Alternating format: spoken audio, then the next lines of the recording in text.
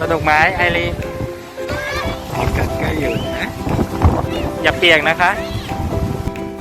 ไอเปียกเรียบร้อยเปียกแล้วงงตอนนี้งงครับ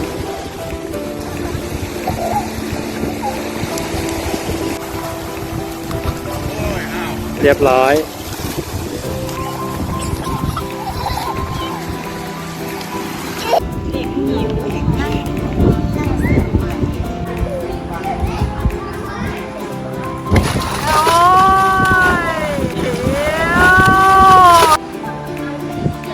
จะเล่นน้ำนะคะเล่นแบบตัวนี้ตามหาก็อดซิลล่าเร็วตามหาใครจะก็อดซิลล่าเยอะกว่ากันเร็วโอ้โหให้พี่พร้อมไปตามหานะคะก็อดซิลล่ากลับมาแล้ว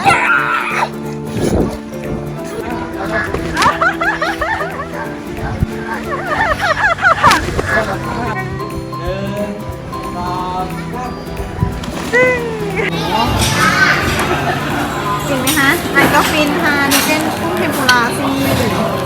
เอาการก็ฟินกับไข่กุ้งอาการอาบน้ำในการละมังค่ะ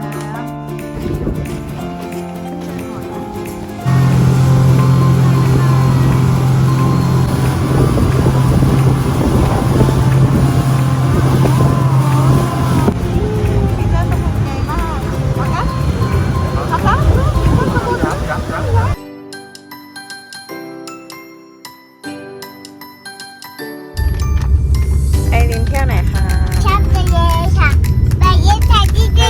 น่ะ เหรอคะ ปัดที่เย่จะปลดไปจมแบบนี้ค่ะโอ้โห มีห่วงยางด้วย นี่คืออยากเอานมยำได้ใจละเอานมยำ รับครับ ไหนอะเอานมยำอยากเลี้ยงอันนี้อยากอันถอดเลี้ยงด้วยอยากอันถอดเลี้ยงด้วยไม่อยากคุณแม่ไอ้ไหนไอ้ตัวใหญ่ไอ้ตัวใหญ่อะไม่อยากคุณแม่ไอ้ไหนอยากมีได้ถอดเลี้ยงไอ้ตัวใหญ่ ไอดูเฉยๆไม่ใช่หรอคะของ ไม่ใช่ไอ้ตัวใหญ่ โตแค่ไหนคะ นี่ไอ้ตัวใหญ่ถอด ก็ เลี้ เลย ยง ทะเล ได้ ก็เลยทะเล ไอโตแล้วก็ไม่ต้องใช้ห่วงยางเลยครับ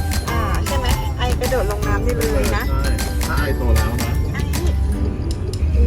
มีฤาษีกับผีเสื้อสมุทรมีพระพายเป่าปีด้วยน้ำทะเลสวยไหมคะ มันจะเยดูจมไปไอ้ไม่ใช่หนอนยำจะเยดูจมไปไอ้ไม่ใช่หนอนยำจะเยดูจมไปมันมีหนอนยำนี่ไอ้ มันจะเป็นรูปเที่ยววัดจังเที่ยว ได้ วัดจั ใส่ ง ตื่นเต้นไหม ไอ้อยากใส่หนอนยำมาน้ำบี อยากจะเล่นชายเหรอคะ เอาเอ เอากลับเล่นชายเป็นยัง เมื่อเช้าหนูไม่ควรตอนที่จะเล่น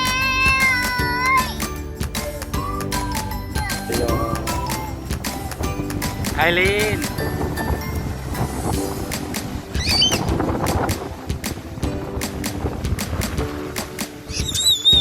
กินอะไรคะกัดใกล้อยู่นะสวยไหมคะ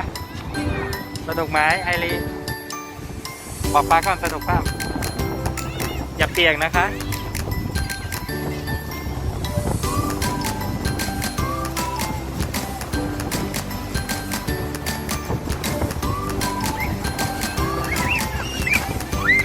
ว้ายอย่าล้มนะอย่าล้มนะเปียกนะไอเปียกเรียบร้อยเปียกแล้ว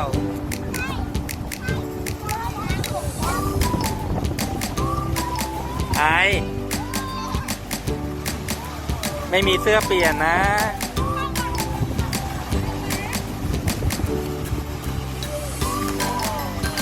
จะเปลี่ยนเสื้อที่ไหนเนี่ย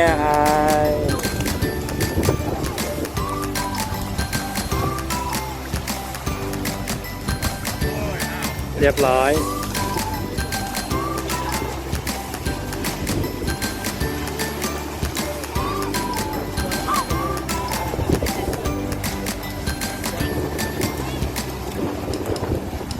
ระวังจมน้ำนะคะคลื่นมาแรงมาก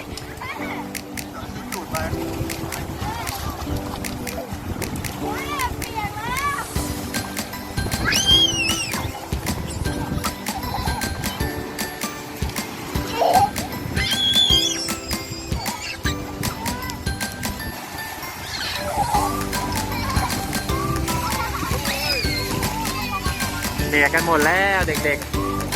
ๆ ระวังนะพี่พอดพี่โป๊ก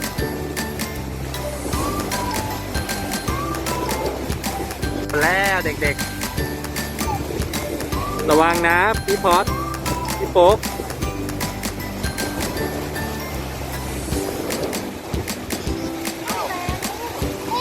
ว้ายโป๊กระวัง ไอรินถ้าใหญ่ไหมคะเด็กหิวนั่ง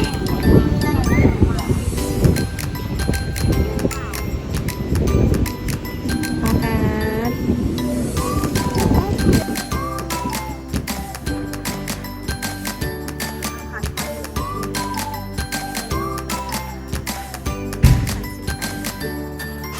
เอาค่ะ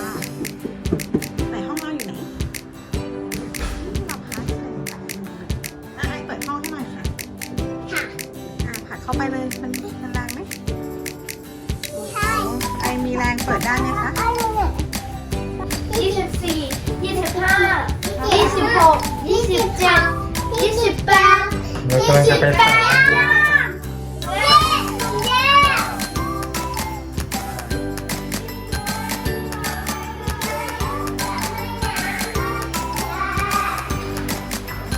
ยังไม่ได้ใส่ชุดเลยนะครับ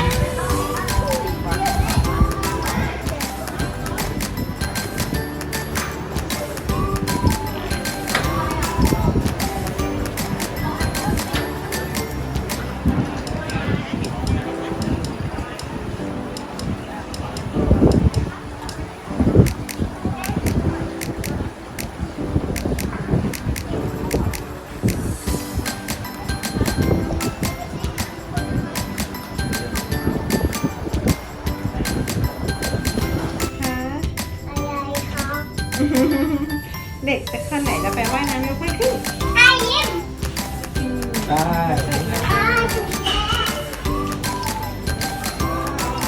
ระวังด้วยนะคะ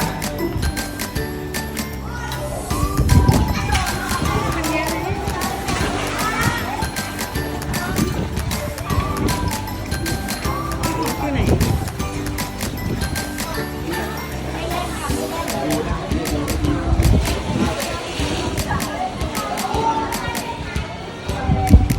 อยู่ไหนเนี่ย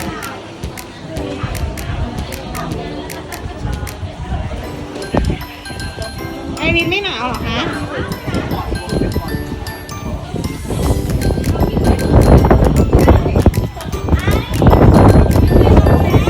พี่พอดเอาพอดว่ายน้ำเก่งนะคืนนี้เป็นหวัดแน่ไหนคะ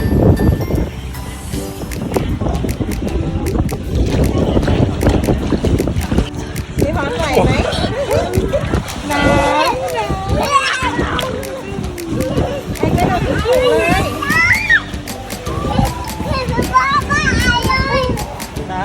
โอ้ยตัวพี่พอดว่ายน้ำเก่งมากเลยอ่ะ ตาพอ พี่พอดไม่ได้เอาแว่นตามาเหรอ นั่นน่ะสิ ตาพออยู่ไหน พี่พอดไม่ได้หยิบมาใช่ไหม โอ้โห งั้นพรุ่งนี้เราทำอะไรภารกิจ เอามาหน่อยเอาไว้ จะใส่แว่นงามเหรอ ที่ห้องอะสิต้องถามแม่อ้อ ไม่เป็นไรไม่เป็นไรนะพรุ่งนี้เราแก้ตัวใหม่นู่นไงพอด ไปถึงไหมไกลไหม ช่วยด้วย มันไกลไปเหรอ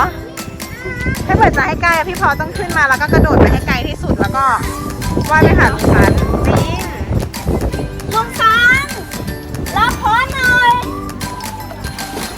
ผัดพอไปโซนโน้นใกล้กว่าโอ้เห็นไหมพี่พอฉลาดนะไงคะ ป๊าใส่มือด้วยแล้วก็ไปจับเนี่ยเอาเหนียว โอ้พี่พอกำลังจะกระโดดน้ำโอ้โห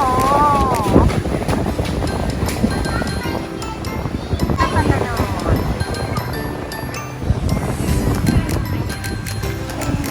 นักกีฬาพี่พอสระว่ายน้ำนักกีฬาชมวิวทะเลกอซิล่ามาเที่ยวด้วยครับ ให้กอซิล่าชมวิวนะครับนี่กอซิล่าชมวิว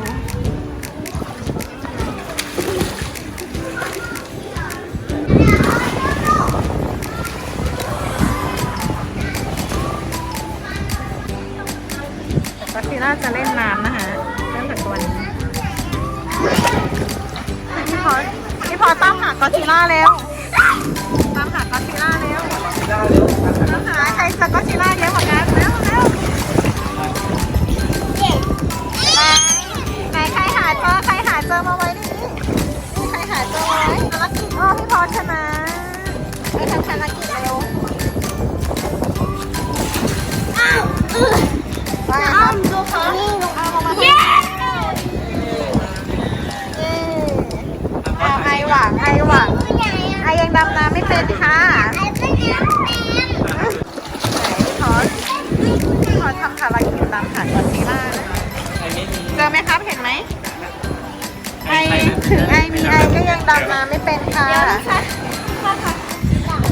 ลองดูหน่อยนะ กอซิล่ากลับมาแล้ว ไอพี่บอลหาก็ได้ ไออยากทำภารกิจโยนกอซิล่าให้ป๊าป๊าตามหาเหรอคะ ไอพี่พอสทำได้ เดี๋ยวอย่าเพิ่งรอพี่พอสใส่แว่นก่อนอย่าเพิ่งพี่พอสใส่แว่น พี่พอพร้อมไหม พร้อมค่ะพร้อมค่ะ ไอโยนกี่ตัวคะไอจะโยนให้พี่พอหากี่ตัวกอซิล่าเต็มเลย แล้วถึงตัว เต็มตัว หาก่อน เก่งมากไอเก่งมากเราลุ้นให้พี่พอตามหาให้ได้โอ้ได้ไหม ได้ปะ ตัวพอลอยอ่ะ เดี๋ยวทำใหม่ อ้าวพี่พอตั้งสติ ตั้งใจไม่ได้ไม่ไหวก็ขึ้นมาครับ ค่อยๆลงเกาะลุงซานสอง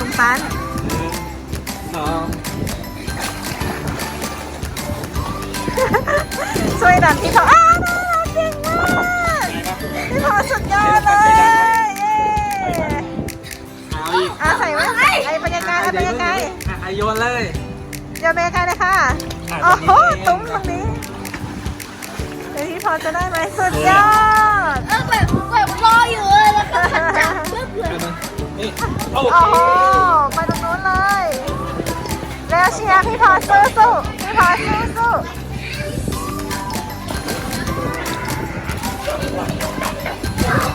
พอจะไปตามหากอซิล่านะครับพี่พอเด็กป .1 นะลูกว่ายน้ำเก่งดำน้ำเก่งนะครับ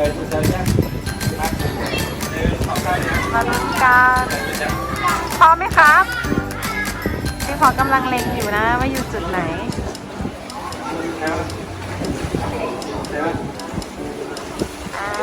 มีตัวช่วย ได้ไหม พอจับน้องไหม ไม่ไหวตัวเองไม่ไหวเอาไอมาไว้ข้างบนก่อนนานมากเลย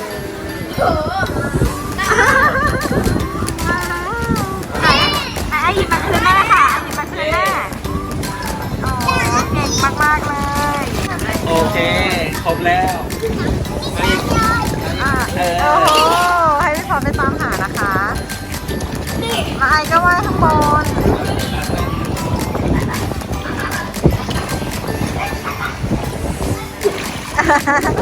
พี่พอดำเก่งมาก กี่ตัว ได้โอ้โหทีเดียว2 ตัวเลย เอาขึ้นมาวางเลยค่ะพออีกตัวนึง ไอ้ดัดช่วยดัดปะ ลาดำน้ำไอสนุกไหมคะ ได้อยู่ยังเลย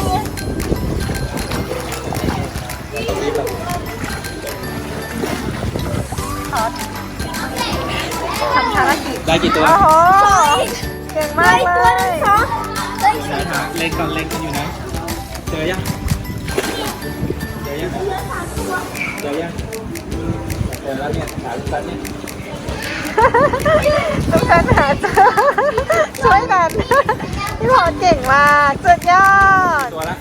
3 ครบยัง ครบแล้ว โอ้นี่กอซิล่านอนตายกัน ยังมีชีวิตอยู่ไหมคะพี่บอสกอซิล่ายังมีชีวิตอยู่ไหมไป ครบแล้ว ไอเจอสไลเดอร์เหรอคะยังไงคะพ่อลูกโอ้ไอทำก่อน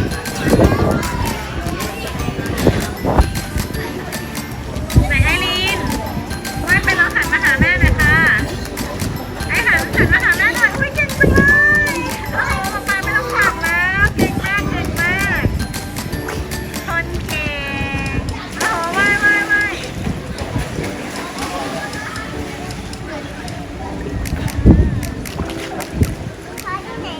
พี่พอที่ไหน เขาหยิบไม่ได้ พี่พอหยิบได้ไหม เขาหยิบใช้ขา พี่พอกำลังฝึกวิทยาอยู่เหรอครับ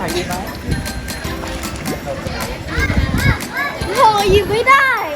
สงสาร ได้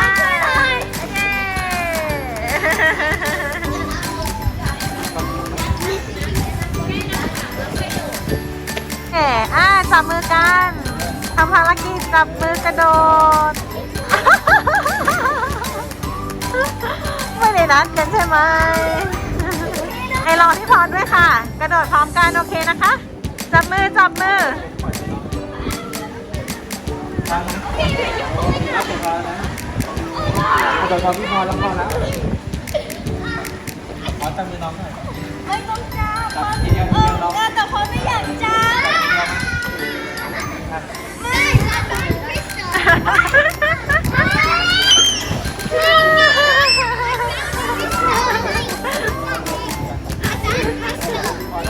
สงสารพี่ไม่รักเด็กหนาวเด็กหนาวน่าสงสารอยากเล่นก็อยากเล่น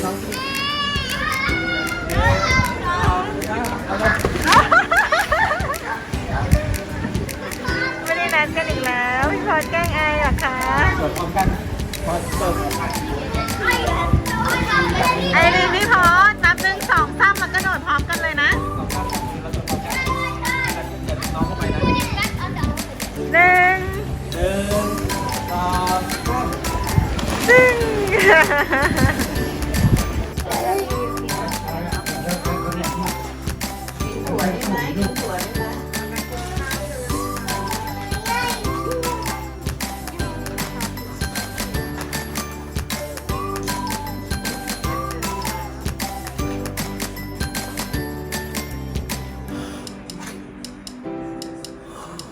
มันต้องมีถ้วยถั่วมาว่าสันจริงเอาการจะกินได้อร่อยมากยำไม่กินนะคะไม่เอาค่ะเอามาใส่ก่อน อยากจะกิน บ๊ายบายก่อนถ้าอยากจะกินมันเป็นอาหารเด็กนะคะมันเป็นปลาแซลมอนไอติมเหรอคะชิมอันนี้ก่อนชิมอันนี้ก่อน มันไม่อร่อย อันเนี้ยอร่อยแล้วลองแตะดูก่อนเราไอไม่มีจะกิน ไม่เห็นอาจับกินไม่เห็นอาจับกินแจมัน ไออยากกินบ้าง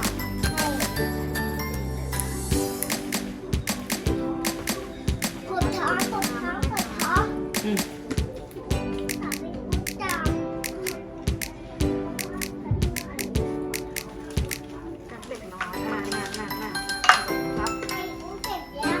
ไออึ้งเหรอคะ ไอ้กูอย่าไอ้กูนั้นจัง เมื่อเย็นมากินที่อาหารญี่ปุ่นนะคะร้านคิมซูชิ จังหวัดระยองค่ะแกก็กินไข่ตุ๋นอร่อยครับ เอามาเนี่ย ใช่เห็นอาหารมาน่ากินน่ากินฟินไหมคะไข่ก็ฟินค่ะนี่เป็นกุ้งเทมปุระสิเอากันก็ฟินกับไข่กุ้งกันอะไรนะคะเดี๋ยวมาจ้า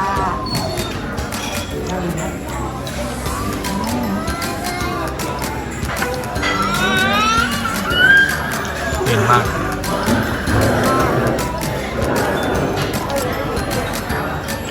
อาการอาบน้ำในการละมังน้ำ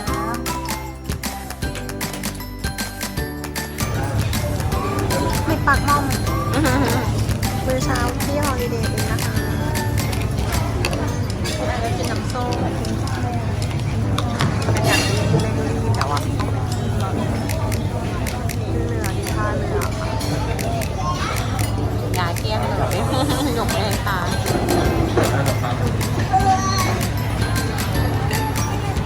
เอาค่ะก็เล่นถึงน้ำตาลไปนะคะจะได้โวยวายอารมณ์ดีอารมณ์ดีไหมคะ เนี่ยฟ้ามาเนี่ยมานั่งดูไม่ได้ครับ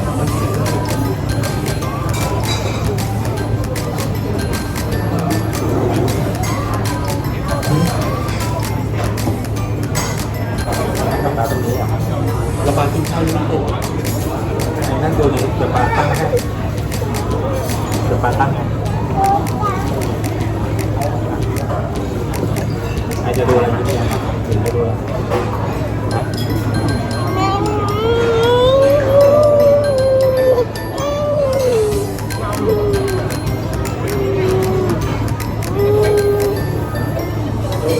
นี่นะคะเราพักฮอลิเดย์อินนะคะฝั่งตรงข้ามเป็นห้างด้วยชื่ออะไรก็ไม่รู้ไปสำรวจห้างกันห้างยังไม่เปิดเด็กมาวิ่งเล่นห้างเปิด 10 โมงครึ่งค่ะ ดีใจอะไรคะห้างยังไม่เปิดอดเดนเลย ดีพี่พอร์ตไม่มา เมื่อกี้ชวนพี่พอร์ตบอกว่าดู YouTube ดีกว่า ไม่มา มาก็มาเกอร์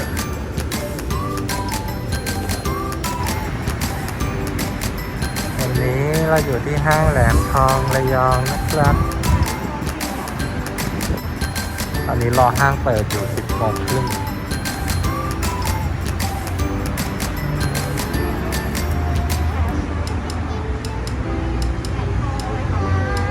ชื่อเดิมเหรอ นี่ชื่อห้างอะไร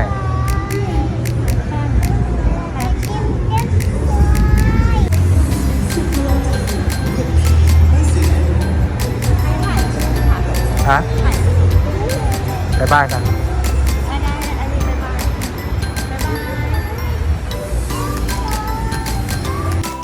ต้องรีบซื้ออาหารเด็กภายใน 15 นาทีครับ จะหากันเจอไหมนี่เราเข้ามาคนแรกของห้าง อาหารเด็กอยู่ไหนห้างเด็กอยู่ไหน เร็วทุกคนรอแล้ว เดี๋ยวค่อยซื้อค่ะ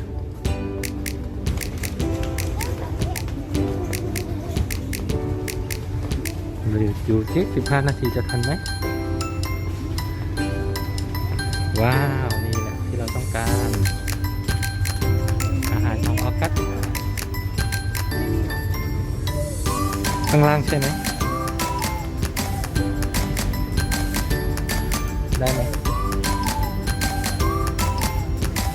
เอาพอหอมปากหอมคอกันสำหรับ1 วันนะครับออกัส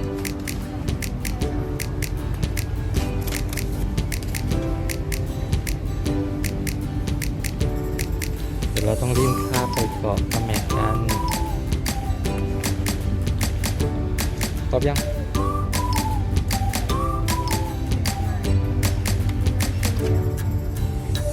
ไปได้พอได้ไปไม่เอาอันนี้ไอ้ไม่กินหรอก